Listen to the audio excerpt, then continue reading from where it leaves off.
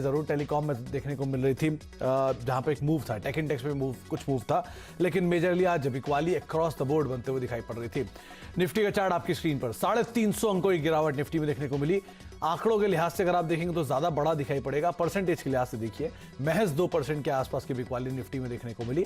Sensex भी करीब 2% की बिकवाली के साथ बंद होता हुआ दिखाई पड़ा, क्योंकि वो बेस बड़ा हो चुका है, इसलिए अब 1100 अंक या 1200 अंकों का आंकड़ा आपको दिखाई पड़ेगा।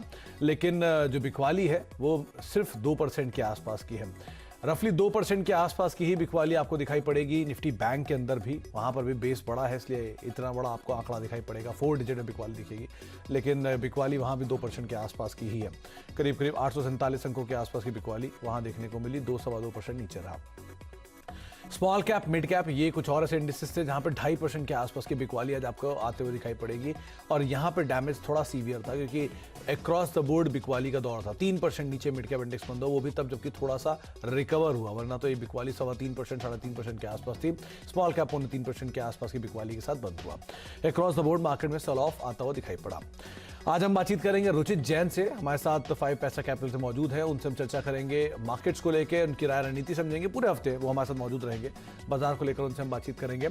लेकिन उससे पहले एक बार आप कुछ आंकड़े देखिए जो आज पूरे दिन का आपको हाल समझाएंगे। निफ्टी में आज आपको बड़े रेंज दिखाई पड़ेगी, क्योंकि शुरुआत हुई है, उसके बाद गिरावट आई, गिरावट बाद लोअर लेवल से कुछ पुल बैक आया।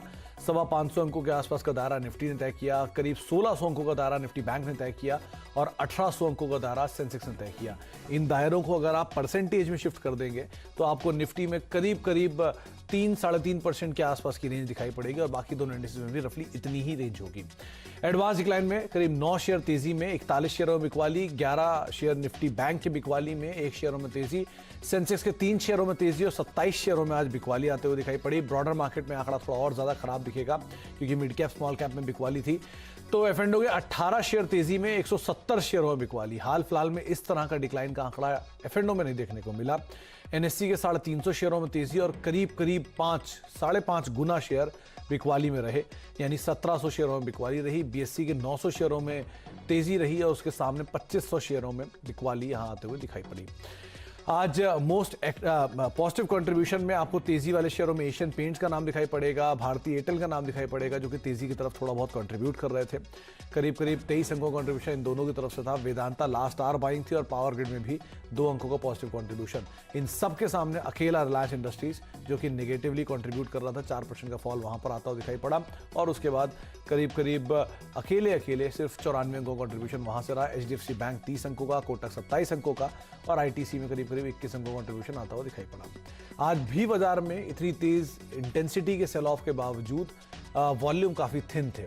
2700 करोड़ का टर्नओवर महज भारतीय एयरटेल में हुआ, इतनी बड़ी तेजी के बावजूद भी। जहां शुरुआती कारोबार में अच्छी तेजी थी, बाद में ईज आउट हुआ। रिलायंस पे बिकवाली 4% की थी, लेकिन वॉल्यूम सिर्फ 2632 करोड़ का हुआ। टाटा मोटर्स 1950 करोड़, वेदांता 1926 करोड़, और आईसीआईसीआई बैंक करीब 1534 करोड़ का टर्नओवर यहां होता हुआ दिखाई पड़ा। इन आंकड़ों के बीच में अब बातचीत करेंगे हम आज के अपने जानकार से।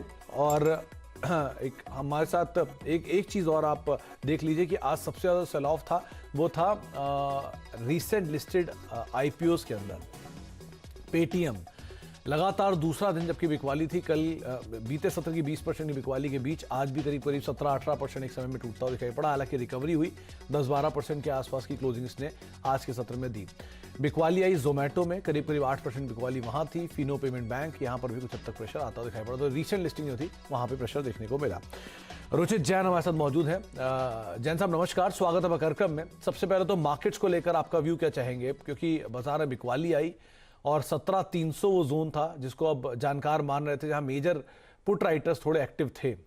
तो अब क्या किया जाए, मार्केट में क्या सपोर्ट लें, क्या टारगेट मान के चलें, क्या रणनीति बनाएं?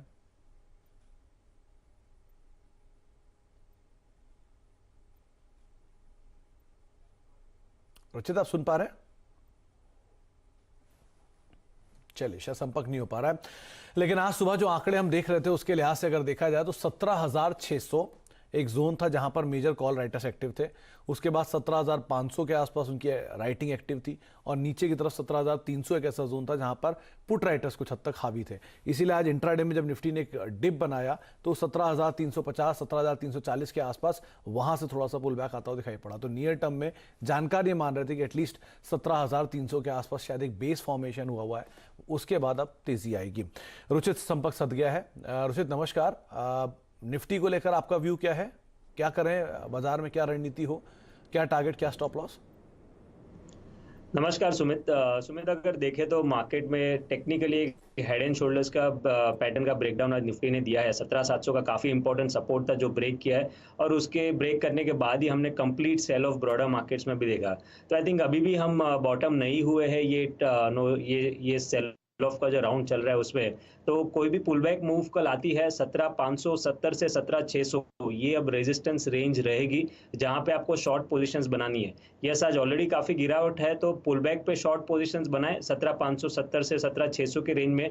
17,700 का स्टॉप लॉस रखे, क्योंकि जो ये प्रीवियस सपोर्ट था वो अब रेजिस्टेंस बन जाएगा, और 17,200 से 17,250 ये नियर टर्म टारगेट से रेंज रहेंगे। यहाँ पे सुमित एक चीज ट्रेडर्स को ध्यान रखनी है कि वीकली चार्ट्स पे 20 वीक्स का मूविंग एवरेज निफ्टी ने जून 2020 से अब तक नहीं तोड़ा है, और वो मूविंग एवरेज सपोर्ट आ रहे हैं 17,200 के अराउंड। इसीलिए टारगेट्स मेरे वही तक है 17,200 से 17,250, वहां पे अपनी शॉर्ट पोजीशंस पे प्रॉफिट बुकिंग करें। अच्छा, 17,200 17,250 वो जोन जहां प्रॉफिट बुक कर सकते हैं। 17,200 के टारगेट्स के लिए आप बिकवाली करें, 17,700 का स्टॉप लॉस रखें, लेकिन यहां पर जितनी तेजी मिले उसका आप ज्यादा इस्तेमाल करें तो ज्यादा बेहतर रहेगा, क्योंकि आपका जो मार्जिन ऑफ सेफ्टी है, जो रिटर्न रेशियो है, वो ज्यादा बेहतर हो जाएगा।